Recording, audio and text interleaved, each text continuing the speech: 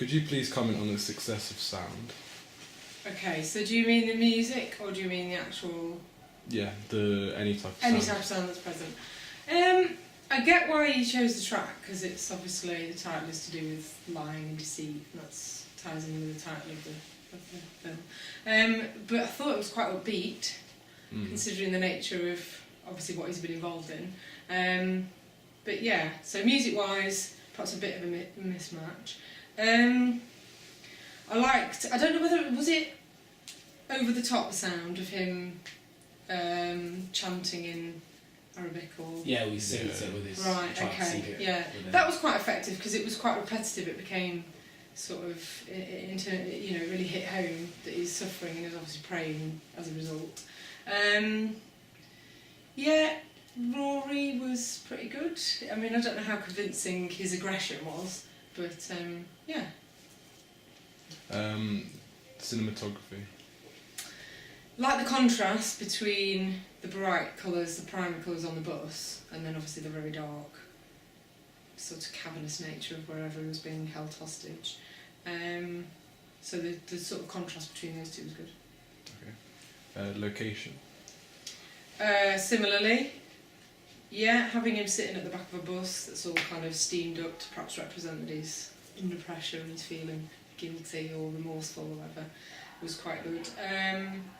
Yeah, and the kind of, like I say, the dark cavernous nature of where he's being held hostage versus the fact that he's wearing this kind of white vest. Does that depict he's innocent? Who knows? Character.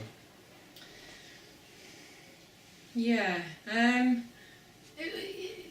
message came across. It was obvious that he'd done something that he was then feeling guilty for. He was obviously... remorseful in the sense he's going over it in his head. You can tell he's suffering, you can tell he's beating himself up about it. He was less convincing in terms of his interrogation, I think. And then Omar as the hostage, I thought he played that pretty well. Okay. But I like the shot where it I don't know what you call it, where it pans up and it's like a shot of his face. He looked properly harassed, so that was good. And finally, narrative. Yeah, I mean, I understood the nature of the plot from that opening sequence, so yeah, clearly he's obviously been held hostage under false pretences, accused of doing something he hasn't done, or it's quite ambiguous though, because who's been misjudged? Is it the Rory character because he's normally a pretty decent guy, or is it the Omar character because he's been accused of something he hasn't done? So I like the anonymity and ambiguity about that was quite clever. It was good. Second question. Do you feel representations established in the opening sequence give any sense of challenging common media representations? Okay, so are you alluding to perhaps stereotypes? Yeah, like race and gender. Yeah. It came across very clearly the kind of characters you were trying to depict, the sort of... I guess because you picked Rory, it's the same age as the character involved in the narrative, so representation of sort of a teenage boy, fairly, average kind of individual versus the stereotyped kind of Muslim character came across really clearly. It's obvious that the contrast between the two was what you were perhaps trying to establish.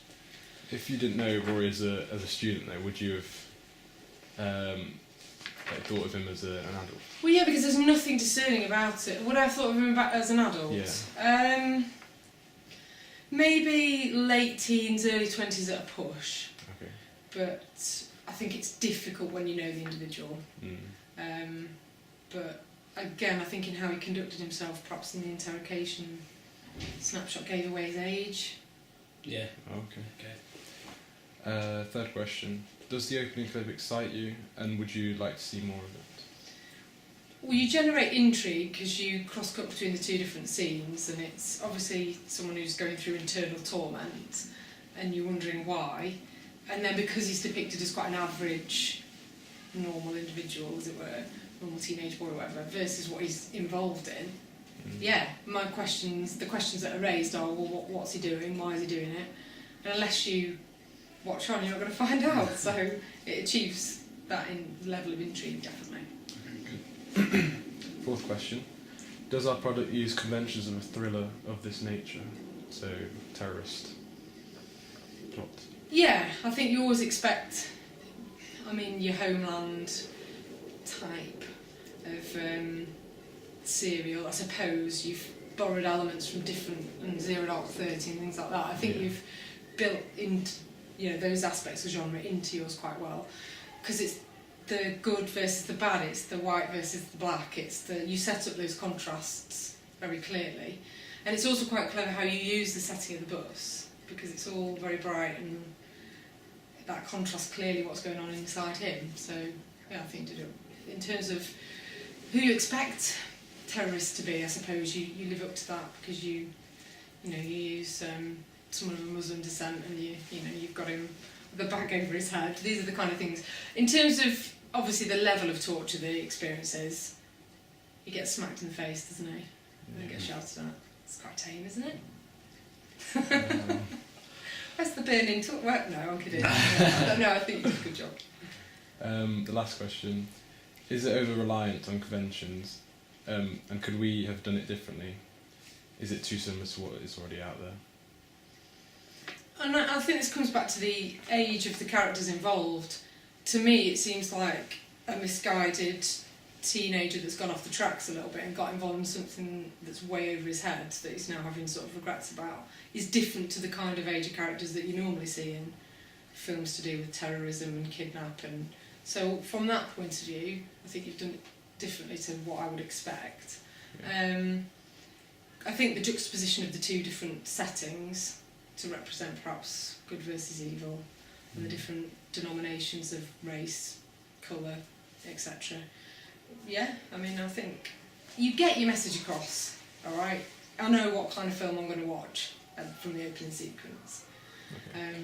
But like I say, I think the only kind of shock to me is the age perhaps of the characters involved.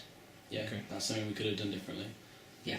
What we tried to do, we tried to take elements from other previous existing films. Mm-hmm. So, in the stereotype that all terrorists are Muslims, we have tried to throw that in there, but because the terrorist is innocent, and because the white interrogator, he just presumes he's guilty because of his race. So later on in the film, the interrogator looks into why people commit suicide acts and become terrorists, and he himself learns and understands. And then there you've got a contradiction of the stereotype already existing, so you've got a white terrorist instead of a Middle Eastern. Okay. Yeah, so and you tried to spin it around. You don't always find as well that the interrogators are regretful and remorseful and tormented. That's usually something that isn't exposed. Because they're carrying out their work, as it were. Yeah. Because it's unclear. I mean, most of the time it's usually a CIA agent, or it's unclear as to Rory's background and why he would be involved in a kind of interrogation scenario. Yes. That's why I think the intrigue is generated as well. I don't know whether that was intentional or not, but it's hard to work out where he's coming from. Whereas you stick very close to the stereotype of a terrorist.